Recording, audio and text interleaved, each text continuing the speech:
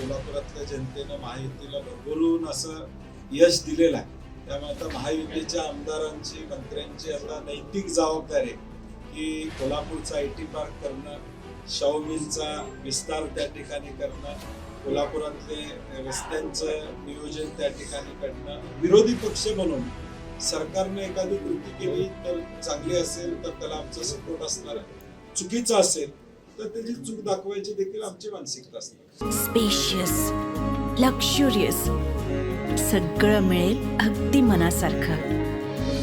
बटू builders यांचा नवीन गृहप्रकल्प गृहलक्ष्मी रचना.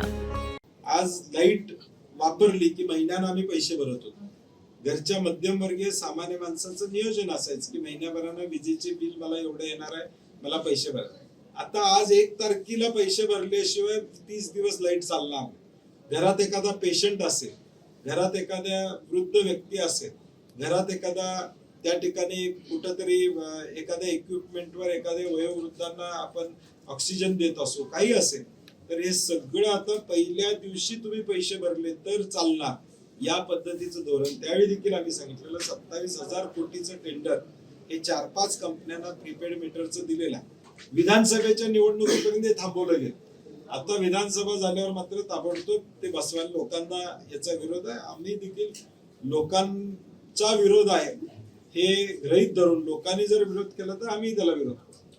साहेब खरं तर पालकमंत्री पद मुख्यमंत्र्यांनी स्वीकारलेलं आहे. त्यांनी जे काम त्या ठिकाणी सुरू केलं या संदर्भात सामनामध्ये त्यांच्यावर स्तुती सुद्धा उधळली जात आहे आणि राऊत म्हणतात मग स्तुती का करू नये असं राऊतांचं आता स्टेटमेंट आहे. कसं बघता येईल?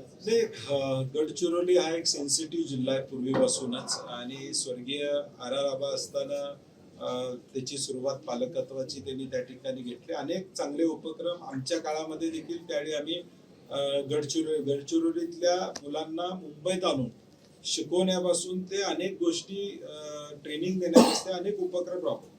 नंतर हळूहळू त्याला गती आली आणि आता बऱ्यापैकी एक शांत जिल्हा म्हणून गडचिरोली ओळखला जातो. याचा पाया गेल्या 15 वर्षामध्ये रोवला गेलेला. तिथं असणारं आमचं गृह खातं असेल, पोलीस खात्याने केलेलं काम असेल, या सगळ्याचं काम त्या माध्यमातून झालं. विरोधी पक्ष म्हणून सरकारने एखादी कृती केली तर चांगली असेल तर त्याला आमचा सपोर्ट असणार आहे, चुकीचं असेल तर त्याची चूक दाखवायची देखील आमची मानसिकता असते. साहेब, पुणे आणि बेंगलोर नंतर सर्वाधिक IT कंपन्यांना पसंती कोल्हापूरला मिळते, मात्र अद्याप देखील येथे डेव्हलपमेंट म्हणावी तशी होत नाहीये. कसं ITचं पुढे धोरण असणार आहे? कारण की तुम्ही देखील पालकमंत्री असताना प्रयत्न करत होता कंपन्या येण्यासाठी, आता कुठंपर्यंत आले पुढे? शेंडा पार्क मध्ये जमीन आरक्षित IT पार्क साठी केलेली आहे. आता कोल्हापुरातल्या जनतेनं महायुतीला भरभरून असं यश दिलेलं आहे. त्यामुळे आता महायुतीच्या आमदारांची, मंत्र्यांची आता नैतिक जबाबदारी आहे की कोल्हापूरचा IT पार्क करणं, शाहू मिलचा विस्तार त्या ठिकाणी करणं, कोल्हापुरातले रस्त्यांचं नियोजन त्या ठिकाणी करणं. एकूणच या तालुक्यातली रखडलेली धरणं असतील, रखडलेले अनेक प्रकल्प असेल. हातकणंगल्यात लॉजिस्टिक पार्क होणार होता, तो लॉजिस्टिक पार्कचा विषय प्रामुख्याने या ठिकाणी असेल. गड किल्ल्याचं संवर्धन असेल. हे सगळं आता 5 वर्षात एवढा मोठा मॅन्डेट जनतेनं दिलेला आहे. त्यामुळे आता त्या लोकांनी काम करावं अशी आमची अपेक्षा आहे. मुख्यमंत्री पुन्हा एकदा ते आपण करणारच असं म्हणताय. शक्तीपीठ महामार्ग आता रद्द केलेलं नोटिफिकेशन कोल्हापूरचं निवडणुकीच्या आधी आता प्रीपेड मीटर सारखं आहे का, बघू थोडे दिवस जाऊ देते.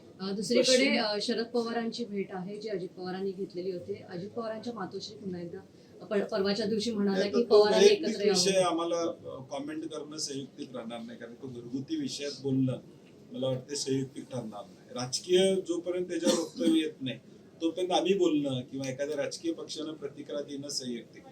घरगुती विषयामध्ये प्रत्येकाच्या भावना असतात चांगल्या, त्या भावना त्यांनी मातोश्री म्हणून व्यक्त केल्या असतील तर आपण त्याच्यावर प्रतिक्रिया देणं संयुक्तिक.